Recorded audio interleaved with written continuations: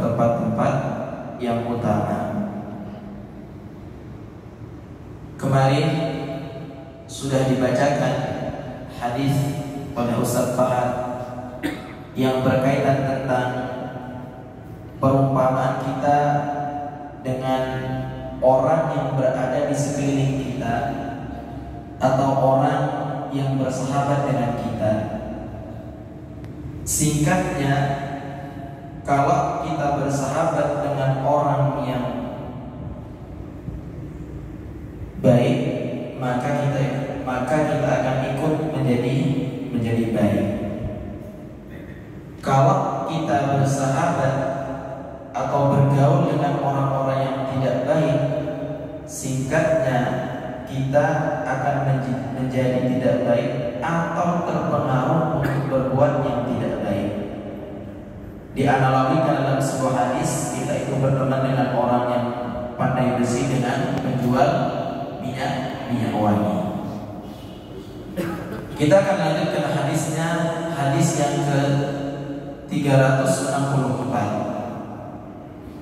Hadis yang berbicara tentang kriteria seorang laki-laki dalam memilih pasangan. Hadis ini bagi orang-orang yang belum menikah, ini merupakan hadis yang menjelaskan bagaimana dalam memilih jodoh. An Abi Hurairah radhiyallahu anhu, 'an Nabi sallallahu alaihi wasallam qala, "Tunkahul mar'atu bi arba'in." Kata Nabi sallallahu alaihi wasallam, nikahilah wanita itu karena 4 hal. Ini dicatat ini nanti di lapangan bagaimana kondisinya bisa dipraktekkan. Yang pertama, Rasulullah SAW menyebutkan 5 dia karena hartanya. Yang kedua, Nabi SAW menyebutkan walihisabiha karena keturunannya. Yang ketiga, walijimaliha karena paras atau kecantikannya. Yang terakhir, walidiniha yaitu karena agamanya. Fasbah bidadid taribat yadak.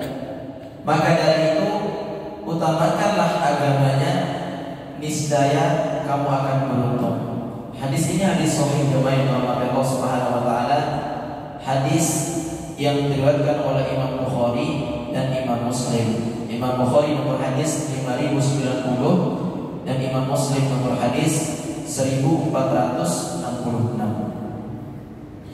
Jadi Nabi SAW dalam hadis ini menyebutkan ada 4 kriteria wanita itu alasan kita menikahi seorang wanita. Bapak-bapak ini tersenyum. Kalau mau nambah ini ada ibu-ibu yang dengar belakang. Yang pertama adalah karena hartanya. Karena hartanya.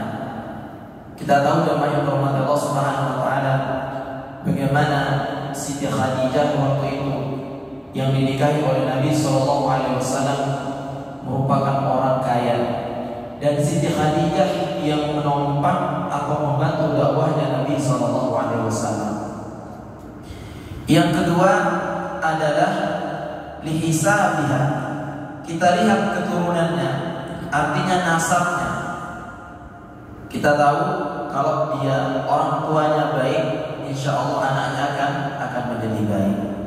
Kita lihat dari silsilah keturunannya, apakah dia dari keturunan atau nasab orang-orang yang baik. Insya Allah kalau nasabnya baik, setidaknya dia akan ikut menjadi baik.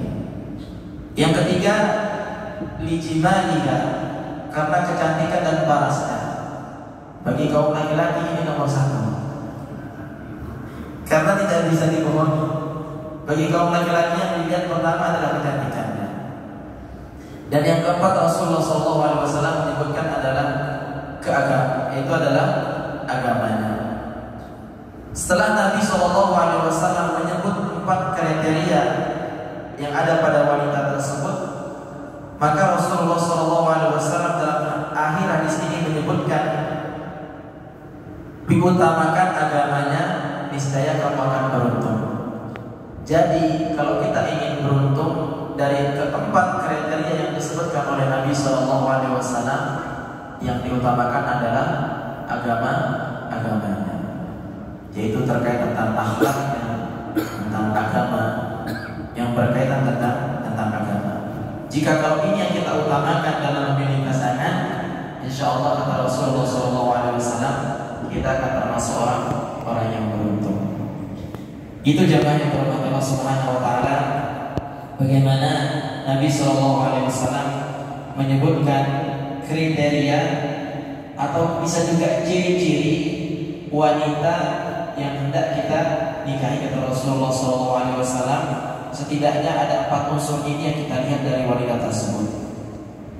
Nah, kalau keempatnya ini, maka yang lebih diutamakan kata Rasulullah SAW adalah agamanya. Insya Allah kalau kita memilih agamanya, insya Allah kita akan beruntung. Insya Allah itulah jodoh yang solihah. Semoga kita yang hadir ini, yang masih jomblo-jomblo, mendapatkan jodoh yang solihah, termasuk juga yang berbicara. Amin, amin ya rabbal alamin. Dan juga bapak-bapak, monggo, ini menjadi pertimbangan untuk anaknya yang ingin menikah, dan juga untuk keluarga yang ingin mencari jodoh. Baik, itulah jemaah yang dirahmati Allah Subhanahu Wa Taala, hadis yang kita baca.